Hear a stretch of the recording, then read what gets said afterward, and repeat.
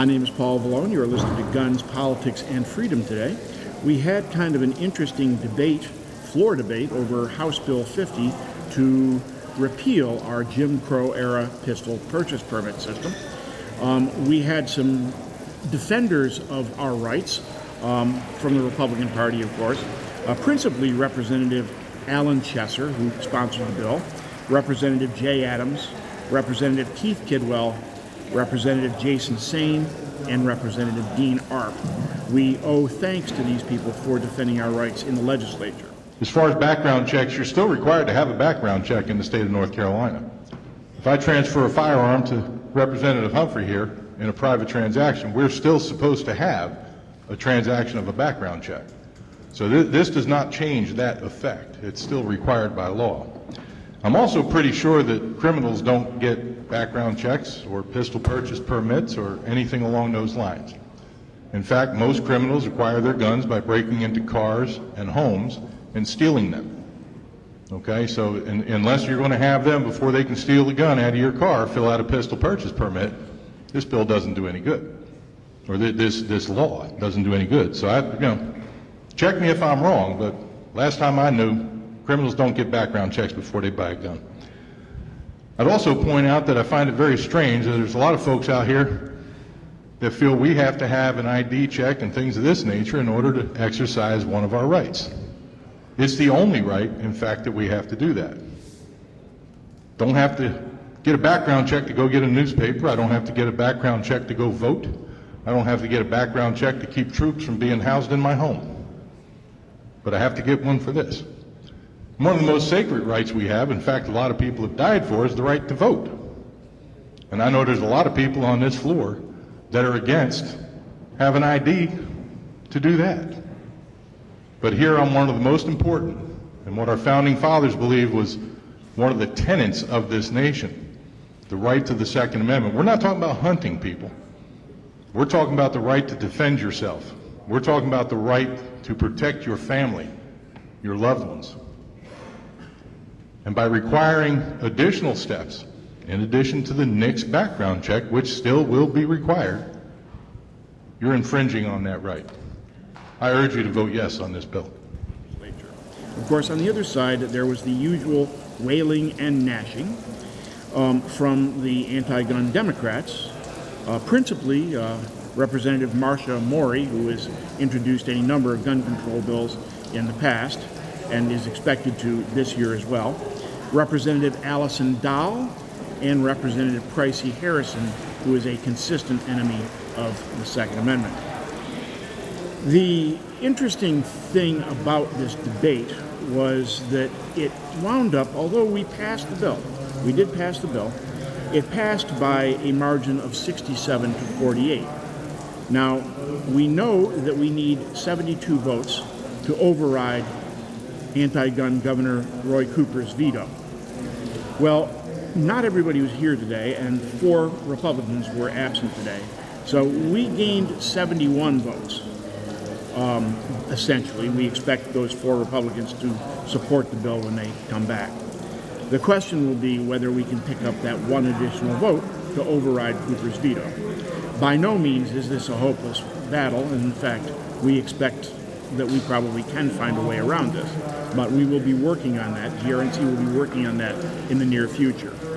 Another bill was heard today that was actually kind of a non-event, almost. That was House Bill 72, which created a safe storage initiative, just purely education, to educate the public on how to store firearms safely. Now, GRNC has taken no position on the bill because, quite frankly, it does not promote gun control in any way. Well, that would be before Representative Marcia Maury tried to offer an amendment. And this is useful because it shows you the mindset of the anti-gun left. In this case, Representative Maury was introducing language, or actually she was stripping out language that prohibited any money allocated to the education campaign from being used to agitate for more gun control. So essentially, Marcia Maury wasn't content to just have a safe storage education initiative No. She had to try to turn it into advocacy against the ownership of firearms. And interestingly enough, for Democrats who claim to want gun safety, for Democrats, that amendment, by the way, failed. Okay? And so the bill was voted on in its clean form, strictly as an educational initiative. So the interesting thing is that 4 Democrats voted against this bill by the time all was said and done, and those 4 Democrats obviously didn't want a safe storage initiative unless it could be used as advocacy against the ownership of firearms. That tells you a lot about your opposition. All of this nonsense about just wanting gun safety is just that. It's a smokescreen. And we have with us Representative Jay Adams, who has been a consistent and stalwart supporter of the Second Amendment. Representative Adams. How you doing, Paul? I'd like you to tell us a little bit about what happened with House Bill 50 today. Well, it was interesting, wasn't it? We had a freshman that ran the pistol purchase permit repeal bill, not really understanding the background, where it came from. The fact that is that I prepared a bill several years ago because of the difficulty people were having getting their pistol purchase permits in Mecklenburg and Wake counties and probably others as well. I wrote the bill originally to say that if you can't get it in the county in which you reside, you could get it in any adjacent county. Makes sense. And so I filed that bill, and Eddie Caldwell, actually I can remember it quite well, second week in April, he called me up over the weekend, and he said, Representative Adams, we have a problem with that bill. That would be Eddie Caldwell, the Sheriff's Association. The Sheriff's Association. Right. And he said, we have a problem with that bill. And I said, really? Well, what's the problem? What can we fix it? And he said, well, what we'd prefer is just a complete repeal. And I remember saying to him, well, Eddie, it's a little late for an April Fool's joke. And he said, no, Representative, we're serious. And he went on to elaborate that once we got the mental health records digitized and put into the NIC system, they were satisfied that the NIC system was doing everything they were doing and more, and it was redundant. And the bottom line is the sheriffs know what their capabilities are, what their resources are, and they know where they can get the most bang for their buck.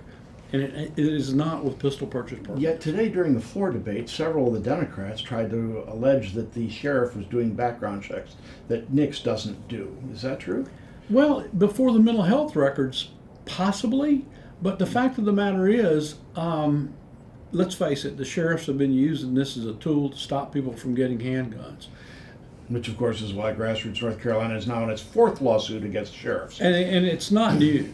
I mean, this has been going on for a very, very long time, as I mentioned on the floor. When I was a young man growing up in Cabarrus County, the sheriff would only issue one pistol purchase permit, period. But he would issue one to anybody. And mental health conditions, there weren't even mental health records at the time, but it didn't matter. And the other part of it was, if you possessed a pistol purchase permit in those days, that was your ticket to buy a handgun, period. So it's never been an efficient system. It's obvious that it was originally set up over 100 years ago to give the sheriff the ability to deny the ability of a person to purchase a handgun at retail level. Mm-hmm. Okay. So we passed House Bill 50 today, but there is perhaps another bill that you're interested in that might accomplish what House Bill 50 does and more. What would that be? Well, that would be House Bill 101, and that's the small omnibus bill. It basically is a collection of gun bills that have been passed that the governors either vetoed or they didn't make it through the Senate. It includes the pistol purchase permit repeal, and we may run that next week. It also includes the church carry provision. Church carry provision as well, yes. Closing the church carry loophole, if you will. I think that's the way we would express it. Something of that sort, yes. Also includes the DVPO bill that I ran on the 50B orders, where a person's guns presently, if they're taken by the sheriff, they certainly feel like they're gone forever. Mm-hmm. This recognizes that they're still your property, and it gives the gun owner control of the guns after a 50B order's been issued, and allows him to direct those guns to a licensed firearms dealer for storage or for sale. So in layman's terms, basically this takes, if somebody's presented with a domestic violence protective order, Right. then instead of storing them with the sheriff, they may store them with a federally licensed dealer who will probably take much better care of them and perhaps True. not charge them an exorbitant sum like the sheriff, an anti-gun sheriff might do. Is that fair? And it gives you the flexibility of saying, okay, I want to store these guns because I'm innocent. What are the odds on, I mean, we got 71 votes today. 71, And- right. Yep, We had for a effectively 71 because we had 4 Republicans absent Right. who would vote for the bill. Right. We had 67 votes plus those 4. Right. All right, that's one vote shy of a supermajority. So, are you optimistic we'll be able to get this supermajority? I actually am. I'm going to have conversations with some of these folks.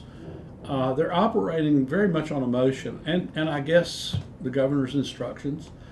But really and truly, how do you defy what the sheriffs, obviously, this has been going on for a couple of years now.